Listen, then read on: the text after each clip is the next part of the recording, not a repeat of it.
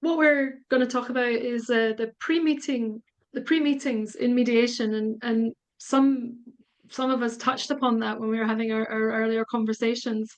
So I guess the question is, are they important? So what we're looking to cover in this session was just to have a brief group discussion, split into groups, and then what I'd ask you to think about is exploring the pros and cons of pre-meetings in the mediation process. What kind of format? So how would you approach the pre-meetings? And I then, if we have time, I've got some personal thoughts, personal experience, kind of to summarize, and I can send that out after the session.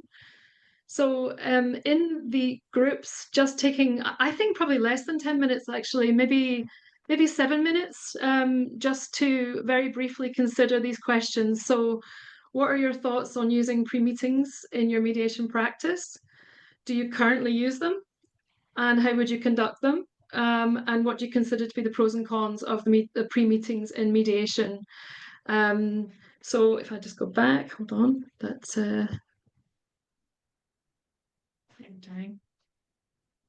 so yeah, if we can break out into groups and just take 7 minutes just to have some general discussion together about, these questions, and then we can have some chat about pre-meetings in the mediation practice. Instead of going around the groups, because I don't know who is in which group, but maybe just take an opportunity for the people who did volunteer to be the spokesperson, just to share some of the discussion that you had, just for a few minutes. If you whoever wants to go first, just let us know what your thoughts were on, well, first of all, do you have them? How do you go about them? And what do you think the pros and cons are? Will I jump in then from our group? I think generally the view was, yes, we do have them. And we thought that they were very useful. You can gauge the characters and any sort of underlying issues in the pre-mediation meetings. There's, what do we use them for? One of the points that was sort of brought up was IT readiness, making sure that actually on the day, all their IT equipment is actually going to work. Do they need support from other people to ensure that we've got all the right names in the agreement to mediate as well? And checking that they're, I suppose getting a feel of whether there's a commitment to the mediation as well. With regards to the pros and cons, I think we only really came up with one con in our sort of brief discussion, which was really to be careful of what you glean information-wise from the pre-mediation and where that information sits when you're having discussions with parties. It might be something that's best used in a private session as opposed to perhaps disclosing something in a joint session. And I think that's a bit of a rapid run through, Alison, of the various points that we touched on. Thanks, Lisa. Anyone else? I'll go next, Alison, from my group. We were similar. We all unanimously said we like to have pre-meetings. We felt it was best practice to do that. Can be very settling for the parties. Lets you do rapport building. Lets you sort of more understand what you're dealing with. How the parties are, what their thoughts are on the mediation itself. So we all said yes. We thought they were a good idea. To be honest, we didn't discuss cons, but no one sort of volunteered or felt that they didn't voice any cons. So we were unanimously. Was that a call, Louise? Was that a kind of telephone call prior to the mediation? It was mainly online. I think there was somebody that said they did them in person. Is that right? I think maybe. Can't remember who said that, but generally people were doing these online. I mean, it depends on the situation, obviously. And with the Sheriff Court, obviously the timescales are very much crunched, but even in that situation, I don't know, it's like Sandy, you will very kindly accommodate us and have maybe one of the parties start a bit earlier, so they're not both sort of having to wait. So you would generally have a pre-meeting with one and then have the other one join in slightly later and do the private meeting. Even if it's 10 minutes, it just gives you a feel for the parties, and they get relaxed, hopefully, by talking to the mediators initially in private. So we were unanimously in favour. Good, thank you. Who's next? Anybody from the other groups that was the nominated spokesperson? We didn't have a nominated spokesperson, but I'll go. The consensus, I think, was that yes, we thought that pre-mediations were a good idea. Not everybody in the group was able to undertake them. The difficulties of moving into a mediation is called with an intake done by somebody else, is that the mediator has to start then at that point building trust with the person. So the pre-mediation allows the mediator to build a certain degree of trust, some sort of rapport, understand the emotional environment that the person is working in, coming to the mediation with. They might even be able to shape their opening statement so it's not too inflammatory. Somebody raised the idea of a written statement being given to the mediator a week beforehand. That's, I know Usbuzz Mediator in London uses that.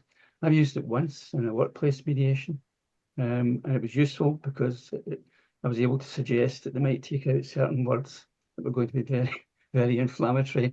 And so that sets the tone at the beginning of the mediation and a slightly lower emotional value. So that's how did we do it? Some of us did it in longer meetings beforehand. Some did short 10-minute, 15-minute meetings with each party just at the beginning of the mediation. So they built up some sort of relationship with the person before the main meeting started. And some people did both of these. And the conduct, we have, I must say, I use an intake form that's the clinic uses. But in mediations, I can do longer pre-mediations because I do sheriff courts, all the cases from them. And these, I explore the emotional aspects of it more than I would do in a simple intake. And then the pros and cons now.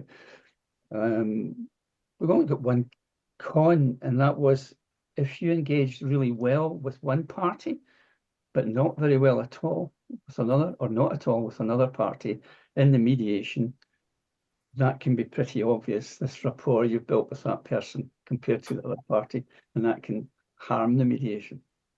And that's similar to, I think, Lisa, what you were saying, about what do you take into the mediation itself from the pre-meetings and being careful. I've got two hands up, Leon and Pauline. Pauline, I think you might have been first. I'm not sure. I wasn't paying attention. I briefly joined a group, so I didn't have an awful lot of opportunity to contribute. But I just want to say I think it's essential how that mediators have pre-mediations with the parties. It builds up rapport with them. But I don't want to diminish what the intake workers like the clinic do and what Edinburgh Sheriff Court do as well. We have in-depth conversations with the parties as well. We reality check as well with the parties. We also set up the mediation in that if they're saying how they're disputing an invoice, we will say to them how have you got that sort of evidence to hand and stuff like that. That will be useful. So we do a lot of the groundwork for a pre-mediation as well. So I think both are pretty essential for it to run efficiently. Yeah, that's interesting. So you almost kind of talk to them about the process as well and what to expect. Yeah, absolutely. We talk them through our intake forum is now has been quite robustly developed, and we also go into the kind of emotional aspects of it with them as well. But I think it's essential for the actual mediators themselves to also touch base with them so that the parties and the mediators have got some sort of rapport going before the actual mediation. But I don't think I think it is quite essential that happens. But if it doesn't happen, it's no great loss. I mean, when we turned up to court years ago, you were meeting parties for the first time and you were having to go in cold. So. It's an interesting point, actually, because, I guess post-pandemic and in our kind of digital age, even us all coming together and not having some chat, when we were starting. When you go into the court and you're going in face to face, it's like you have an advantage, or I feel that anyway. The online can just be a bit colder. Leon? Thank you. Yeah, I mean, I'd echo a lot of what's been said so far, mainly to say that I think pre-mediation is absolutely vital. At least for me, I feel I'm not comfortable with someone unless I've had a little bit of a chance to have a conversation. I feel like it's obviously useful for the parties, but I think it's useful for us as mediators too. I would just say, because we've said a lot about positives and Tom raised a negative there, I would just add the simple one of time, like sometimes scheduling these extra things, and particularly a story that I was telling was that I had a pre-mediation that I didn't time limit and then ended up spending 2 hours on the phone. And I would just recommend to anyone probably not to spend quite so long at a pre-mediation. It's a little bit much. And it didn't even lead to a particularly successful mediation either. So I would just warn carefully to not spend too long on these things either. My question was, did it pay off? No, not in the slightest. If anything, I think it was actually adverse because I'd spent too long with one side than the other. And yeah, it didn't actually help. Thanks, Leon. Sharon? Yeah, I think we kind of covered most of what's been said already. I think there was one additional possible negative, which was about so in the pre-mediation calls, having somebody have the opportunity to state their position. It can potentially give them another opportunity with a meeting for the first time to kind of restate their case and become firmer and entrenched in their case. So it's kind of got to be handled carefully from that point of view. And then just picking up on the point more generally around the limited timescale that we've got in terms of sheriff court mediations, where actually you might just have to. So it can be, you read the papers and you're in a good position to understand stuff, but you wouldn't get the understanding of the aspiration of the person just through reading the sort of black and white papers. So and the character, I guess. And yeah, thank you, Sharon. Anyone else? Do we have everybody's feedback? Thank you. Let me just share my screen again, and I'll just go through just some thoughts and I pulled together, and a lot of echoes what we've been discussing. So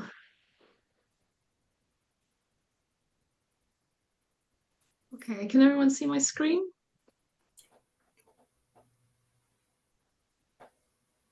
No. Not yet. Can you see? Not yet. No. Not yet. Okay, hang on seconds. Here's me doing a great job of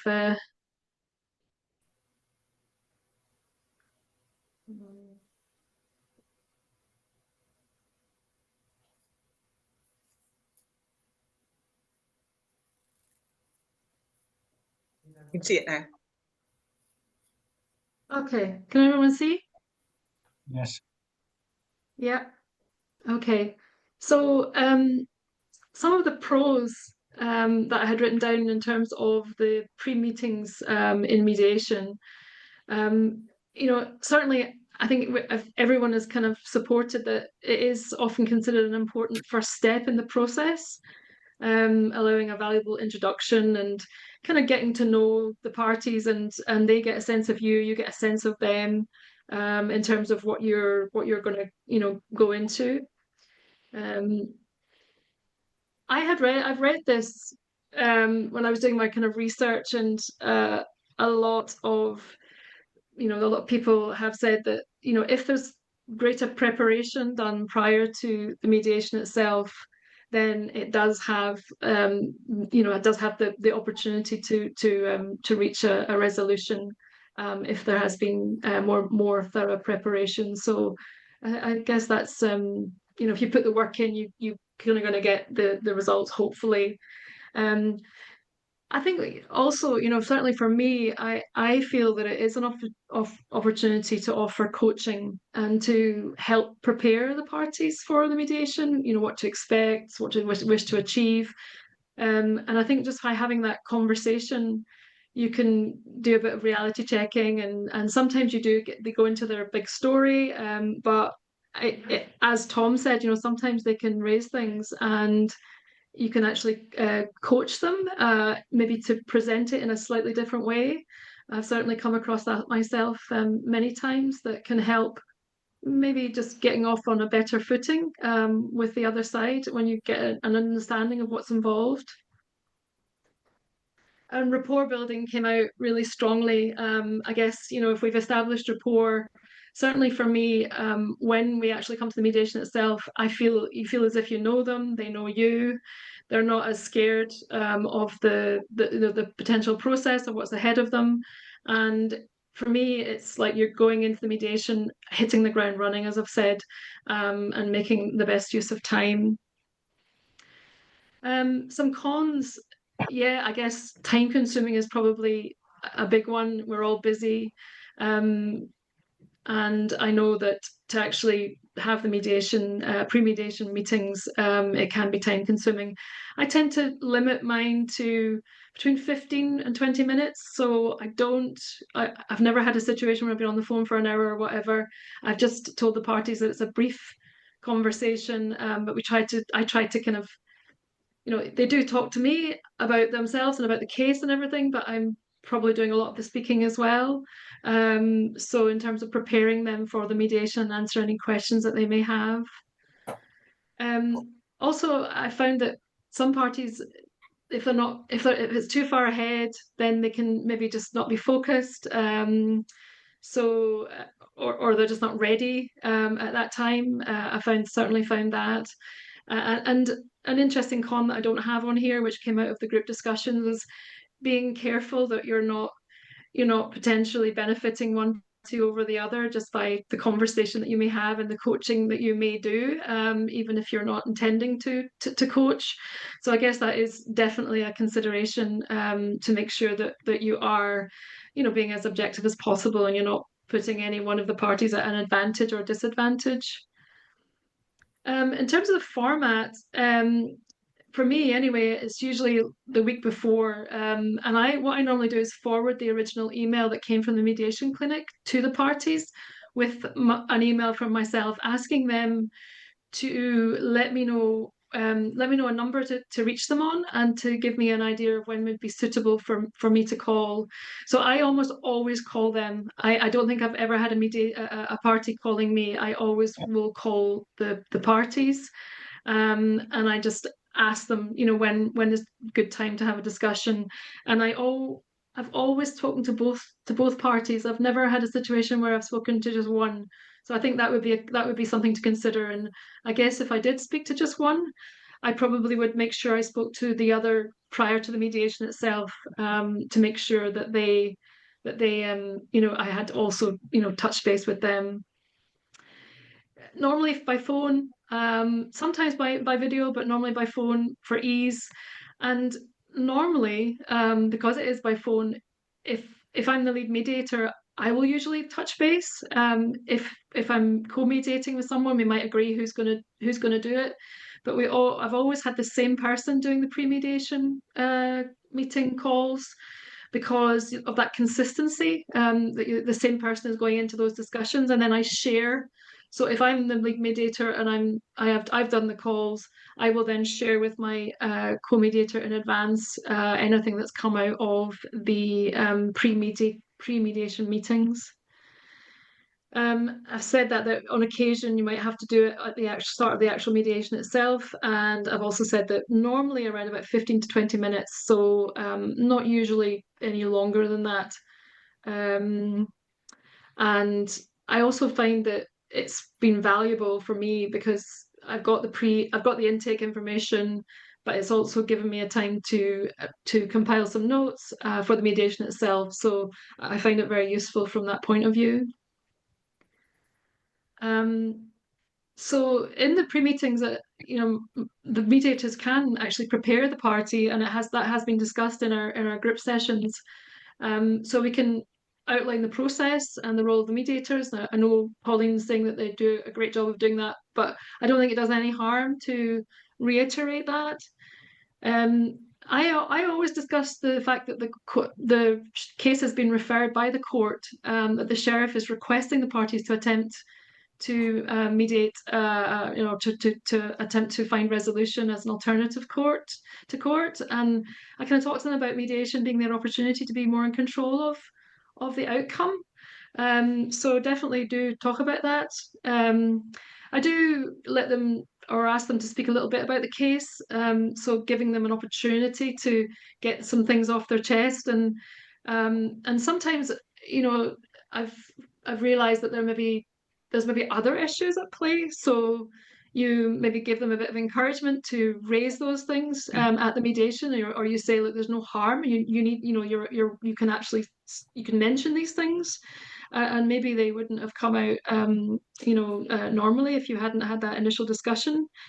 I always ask them what they want to achieve from mediation, what possible resolution may look like. And I kind of say to them that I've never had a mediation outcome which has been resolved where both parties have been really happy. I wouldn't describe that as that they're both happy. I think that they both have reached a position where they're accepting of the outcome that they've come to together. So kind of talk about that a little bit. And encouraging them to be open and honest, reminding them about the confidentiality, the fact that there's no notes going back to the court, the fact that they can have open and honest conversations without feeling that there's going to be anything that comes out of it. So encouraging that, and also confirming who's going to be in the room. I've had a few mediations where I've had some surprises that, like, people are actually party to the mediation that have not been mentioned before. So kind of confirming that, and also to collect the agreement to mediate if it's not already come in. In terms of my personal practice, asked to kind of to do this session today, but my approach, and I felt from the groups that have had the discussion, that pre-meetings are an essential part of mediation practice. It is time consuming, but I think that no one will be a stranger on the day is actually a really powerful thing for me. And that, someone mentioned technology. That's also something that I talk about, just to make sure that the nerves are kind of at bay, and that they come into the mediation a lot more comfortable than they maybe would have done otherwise. And again, I've mentioned this because I did read it, but I do believe that, I think if there has been if there are pre-meetings in advance of the mediation, I think that there is maybe a greater chance of achieving resolution smoothly and swiftly if people have taken the time to prepare, including myself, including me as a mediator. Now, obviously, there are cases where it just is going nowhere. The parties are too far apart, and you have done the preparation, and you just cannot get to a resolution. So in terms of summary, then, effective mediation, is about opening up dialogue, in my opinion. So I think the pre-meetings are a tool to aid that open dialogue, to remove possible barriers before the actual mediation. I also mentioned earlier that I think with post-pandemic physical distancing, the pre-meetings can help with that rapport building that you might gain the rapport building if you're actually in the same room together. But actually not being able to be in the same room together, I do feel that they help to establish that trust and confidence, certainly between the parties and the mediators. So I guess it's up to us to decide whether we have the pre-mediations, pre-meetings before the mediation, whether we have them in advance, whether we have them at the start of the mediation. I almost always have them in advance. And I think we mentioned earlier that sometimes people do get things off their chests in private, and it can help the mediators to kind of give them a bit of a steer without compromising anybody's position, and to help to build, relationships and trust. And I came across this slide. My son's a big rugby player. I think this is rugby, but just the effective communication. So trying to come together, I guess, prior to the mediation, to almost like, as a mediator, you're putting your arms around the parties, and there's a kind of link being established, rapport being established, and therefore when you go into the mediation itself, it's, you know, you're starting at you know, completely differently as you know, than if you just actually gone in cold with no pre-mediation meetings. So that's really my input. Just going to look at time, how I'm doing for time. We've got a little bit of time just for questions or to share anything else, or has anybody, you know, people found this session useful? Or if you don't do pre-mediation meetings, would you consider doing them? Charlie, you got your hand up. Thanks, Alison. You triggered a thought in the midst of all this, which hasn't occurred to me before, that I wonder if one of the things that you're achieving and others who use this, although you do it on the phone, I'm actually thinking specifically about the technology. And I don't know if anyone's heard my little pet theory about Zoom is best for one-to-one, and then it's second best when you've got 4 on the screen, and then it's third best when you've got 24 on the screen. And so I wonder if you're steering into its strength early. The time when Zoom is least different from being in a room is when it's one-to-one, for me. That's just a personal view. So I wonder if you're giving yourself just the best of Zoom, even for 10 minutes or something before you get. Anyway, just a thought about the technology. No, absolutely. Itself. Yeah, no, absolutely. Are you in, Crow? Alison, you did say that there's hardly a time when the outcome of mediation results in both parties being happy.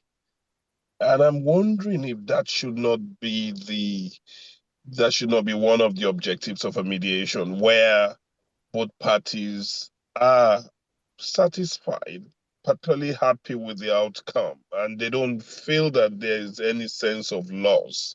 And this is to the general house. There can be a time when, yeah, I held a position, the other party had a position, but the final outcome of the mediation is such that both of us feel satisfied and particularly happy that we were able to resolve the conflict and we're going home. We're going back to our bases, having a deep sense of satisfaction. That's just for me a concern. Yeah, thank you. Yeah, you know, it's a good point. I do talk about that the parties have agreed and they're accepting and they've come to a position. But you know, in terms of happiness, I guess it's how you measure happiness. You know, usually it's just a bit light-hearted conversation, and what you're trying to get them to do is to think about compromise, what their compromise position may be. Tom? One thing that came to me there, when I do mediations with a party and somebody represented by a lawyer on the other side, the lawyer intake or pre-mediation is about 20 minutes, and the other party will be nearer 40 minutes. So the difference there, I think, is somehow the emotion and the voice being expressed in the intake. And that's a common finding. Lawyers will be bang, bang, bang, this is the facts, this is what my client wants, blah, blah, blah. And then the other party will have a lot of other stuff. The other stuff, I think, is their emotion and something else. Yeah, no, it's good point. Leon? Yeah, if I could just quickly follow on from what Tom's saying there, that to my mind, that's one of the virtues of pre-mediation, because as much as I like to emphasize that mediation is a place where you can say what you need to say, your voice will be heard, and that is a benefit relative to court where you may not have that opportunity. But sometimes in a mediation, people still don't really feel like they've had the chance at the joint meeting to say their piece. So the pre-mediation could be that chance for someone to genuinely hear what their deepest concerns are, what they're scared of, what's keeping them up at night, sort of thing, and have someone genuinely listen to that. And to my mind, that's when it's worth taking the time to do so. Yeah, no, that they've had that opportunity and got things off their chest before the mediation. Jane? Just to raise a slightly pedantic legal point, I suppose that pre-mediation meetings that we're talking about, I think it's just important we remember they are actually just part of the mediation. So our obligations as mediators, including keeping it confidential from the outside world and confidential to each party when we have these meetings individually, starts there and then. It's all part of the process. And when it's a longer mediation, I might do over the day. I call the day the mediation day, and then like the first call. But I think this language is what we're all used to. But yeah, I just suppose I just try and remind myself it's just starting the process that bit sooner. And I agree with Alison, they're hugely beneficial if you can fit them in. Yeah, no, thanks, Jane. Absolutely. Alan? Yeah, just a quick thought around the comment about the lawyers taking less time. One thing I've always found in asking the lawyer, how do you think that makes your client feel, is always a pretty good question, because sometimes they've never thought about it. Yeah. Yeah. Thank you. Well, thank you very much for your comments, everybody. It's you've been an interactive session, so thank you. Does anybody else have anything quickly you want to say? I think we're actually not too bad with time. We've done well today on time.